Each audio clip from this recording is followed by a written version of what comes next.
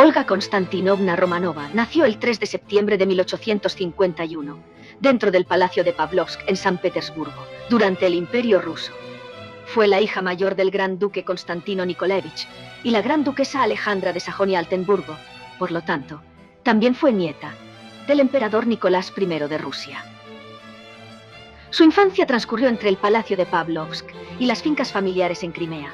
Sus padres le proporcionaron una educación de alto privilegio. Desde pequeña, Olga fue descrita como una niña sencilla, con un rostro ancho y grandes ojos azules.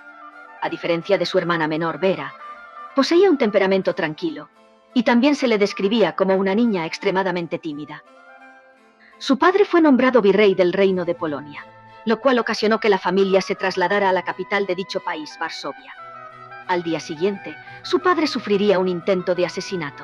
A pesar de los intentos de Constantino por implementar un programa de liberalización y restablecer el polaco como idioma oficial, los nacionalistas polacos no se apaciguaron, culminando en un levantamiento en el mes de enero de 1863. El destino de Olga se entrelazó con el de Grecia en el año de 1863, cuando el rey Jorge I de Grecia la conoció durante una visita a Rusia. En ese entonces, Olga contaba con solo 12 años de edad. 4 años después, en 1867, Jorge regresaría con la intención de visitar a su hermana María, y atraído por la idea de casarse con una gran duquesa de origen ruso, fue como se enamoró de la princesa Olga, a quien ya sumaba 15 años. Aunque Olga correspondía a los sentimientos de Jorge, la perspectiva de dejar Rusia la llenaba de ansiedad. Inicialmente, su padre se mostró reacio al matrimonio, considerando a Olga todavía joven. Sin embargo, su madre, la gran duquesa Alejandra, apoyó el enlace con entusiasmo y desestimó las preocupaciones sobre la juventud de su hija, sosteniendo que Olga pronto crecería. Finalmente, se acordó que la boda se celebraría cuando Olga cumpliera 16 años, permitiéndole continuar su educación hasta entonces. La boda tuvo lugar en el Palacio de Invierno de San Petersburgo el 15 de octubre de 1867. Tras 5 días de festividades, la pareja disfrutó de una breve luna de miel en Ropsa. Tras el matrimonio, Olga se convertiría en reina consorte de los helenos. Fortaleció los lazos diplomáticos entre Grecia y Rusia, acercando a ambas casas reales y consolidando la posición rusa en la estratégica región mediterránea. A lo largo de su matrimonio, la pareja tuvo 8 hijos: Constantino, Jorge, Alejandra, Nicolás, María, Olga, Andrés y Cristóbal. Al llegar a Grecia, la adaptación fue un nuevo desafío para la joven reina Olga. El zar de Rusia le había aconsejado amar a su nueva patria el doble que a la suya propia, pero Olga se encontraba mal preparada para las exigencias de la vida real. A su llegada a la ciudad del Pireo, para deleite del pueblo, lucía un vestido en tono blanco y azul, los colores nacionales de Grecia. Sin embargo, la multitud descontrolada la abrumó hasta el punto de casi hacerla llorar. Incapaz de hablar griego y con escaso tiempo para descansar, tuvo que asistir a numerosas funciones oficiales. A pesar de estas dificultades iniciales, en menos de un año, Olga dominó tanto el griego como el inglés. Siguiendo el consejo de su madre, se dedicó al estudio de la arqueología y la historia griega para ganarse el apoyo de la sociedad. La vida familiar de Jorge y Olga se caracterizó por la armonía y la dedicación a sus hijos, quienes crecieron en un ambiente cálido. Aunque Jorge a menudo discutía con sus hijos a medida que crecían, lo que lamentaba Olga, la pareja real mantenía una relación sólida. Hablaban alemán entre ellos y principalmente inglés con sus hijos, a excepción del príncipe Andrés, quien se negaba a comunicarse con sus padres en otro idioma que no fuese el griego. La corte ateniense era notablemente menos lujosa que la de San Petersburgo, lo que en ocasiones les resultaba días monótonos para la familia. Pasaban los inviernos en el Palacio Real de Atenas y los veranos en el Palacio Tatoi, al pie del monte Parnis. Además, solían vacacionar en Aix-les-Bains, Francia. También visitaban a sus familiares en San Petersburgo y Dinamarca y disfrutaban de Monrepos, en Corfú. A pesar de su nueva vida, Olga nunca dejó de añorar a Rusia. Su habitación estaba repleta de iconos de su patria, y en la capilla del palacio cantaba himnos eslavos con sus hijos. Frecuentemente visitaba los barcos rusos atracados en el Pireo e invitaba a los marineros al palacio. Su amor por la armada rusa fue tal que se convirtió en la única mujer en la historia en ostentar el rango de almirante de la Armada Imperial Rusa, siendo condecorada también en la Armada griega. Dedicó gran parte de su vida a la filantropía y al servicio social, Desde su llegada a Atenas, apoyó el asilo Amalión y la escuela Arsakeion para niñas. Con su respaldo personal y el de inversores adinerados, estableció asilos para enfermos terminales y ancianos discapacitados, y un sanatorio. Además, fundó una sociedad de ayuda a los pobres, así como una guardería para niños necesitados. Su dedicación a la salud pública fue notable. Fundó un hospital naval en el Pireo, una base de la Armada rusa, y abrió cursos de medicina para mujeres, los cuales ella misma asistió. Heredera del orgullo de su padre por la Marina, Olga erigió un hospital ruso en el Pireo, en memoria de su hija Alejandra, fallecida en Moscú en 1891.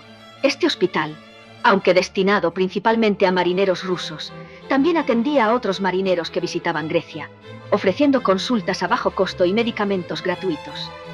Además, financió y apoyó hospitales durante los conflictos de Grecia, incluyendo la Guerra Greco-Turca de 1897 y la Primera Guerra de los Balcanes de 1912. Por su incansable labor con los heridos, Olga y su nuera, la princesa heredera Sofía, fueron condecoradas con la Cruz Roja Real por la reina Victoria en diciembre de 1897.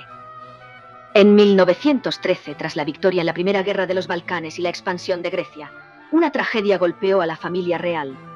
Mientras el rey Jorge paseaba sin guardias significativas en Salónica, fue asesinado a tiros por Alexandros Chinas. Olga, aceptando la muerte de su esposo como la voluntad de Dios, llegó a Salónica al día siguiente para acompañar el cuerpo del rey Atenas, donde fue enterrado en el cementerio real de Tatoi.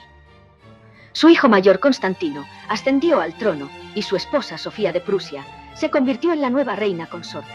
Olga, como reina viuda, recibió una ala en el Palacio Real, pero pronto volvió a Rusia. Se instaló inicialmente en el Palacio de Strelna y luego en Pavlovsk.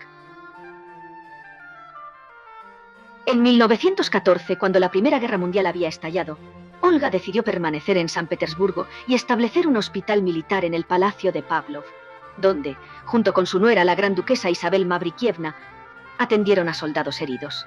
A medida que la guerra avanzaba, Olga percibió la creciente crisis en Rusia e intentó advertir a la zarina Alejandra en 1916 sobre el peligro de la revolución.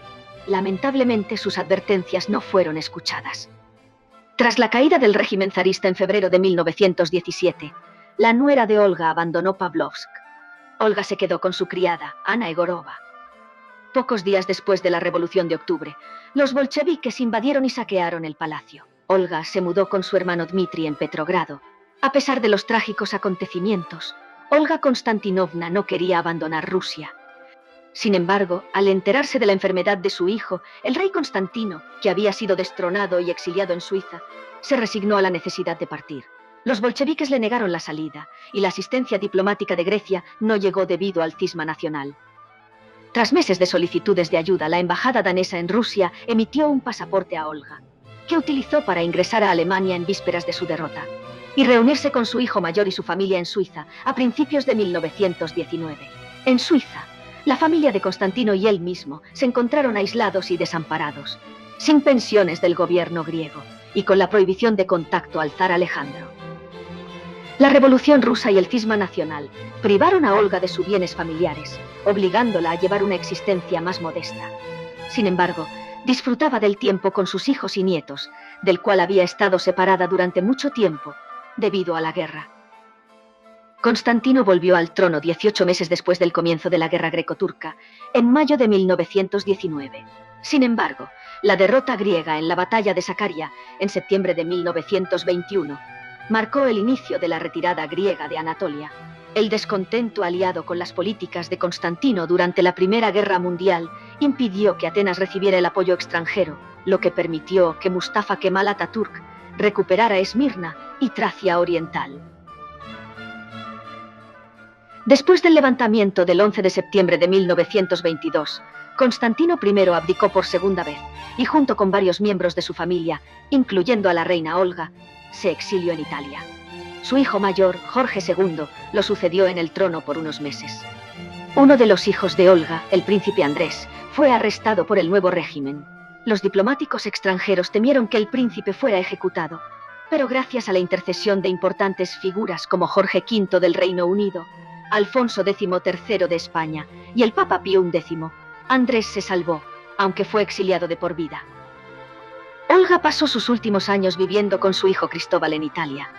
Para entonces, su salud estaba deteriorada. Su cojera la había confinado a una silla de ruedas y su vista se había desgastado considerablemente. Finalmente, Olga Konstantinova Romanova falleció a los 74 años de edad, el 18 de junio de 1926, en Roma. Su cuerpo fue inicialmente enterrado en la cripta de la Iglesia Ortodoxa de la Natividad de Cristo y San Nicolás, en Florencia. Sin embargo, tras la restauración de la monarquía en Grecia en 1936, sus restos fueron trasladados al cementerio de Tatoi, la finca de los reyes griegos en las afueras de Atenas, país donde su reinado permaneció intacto durante 45 años.